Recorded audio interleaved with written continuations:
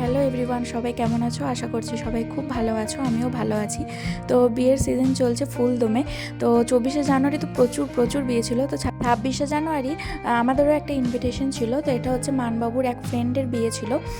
তো আমি এখানে রেডি হয়ে গেছি। এখানে আজকে টোটালটাই মা আমাকে রেডি করে দিয়েছে, মানে আমার শাশুড়ি মা।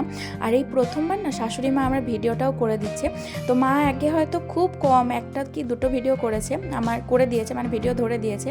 তো এইটাও মা করে দিল। তো কালকে তো কোল্ড প্লের কনসার্ট ছিল, তো সেইটাই মানবাবু টিভিতে লাইভ দেখছিল। তো মা বলল যে তোমার কয়েকটা আমি ভালো ভালো ভিডিও করে দিই।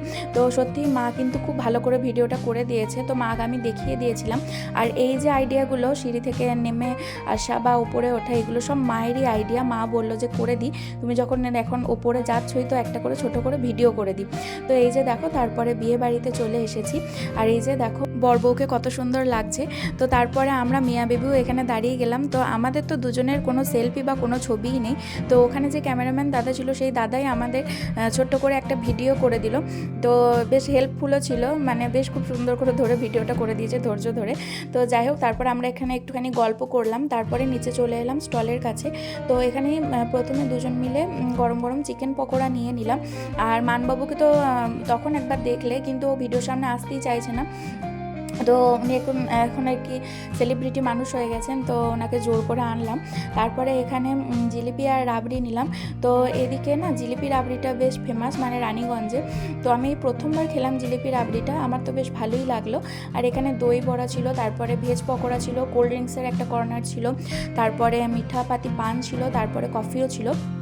তো যাই হোক, কফি, কোল্ড ড্রিঙ্কস আর পান এগুলো কোনোটাই খাইনি। আমার যেহেতু দই বড়া খুব ভালো লাগে, তো একটা দই বড়া নিয়েছিলাম। তো ওইখান থেকে আমি আর মানবাবু খেয়ে নিয়েছি। তারপরে অনেক পরিচিত মানুষদের সাথে দেখা হচ্ছিল। তো অনেক পরিচিত মানুষ মানবাবুর কাছে, কিন্তু আমার কাছে তারা নতুন। তো তাদের সবারই সাথে মানবাবু আমাকে আলাপ করিয়ে দিচ্ছিল।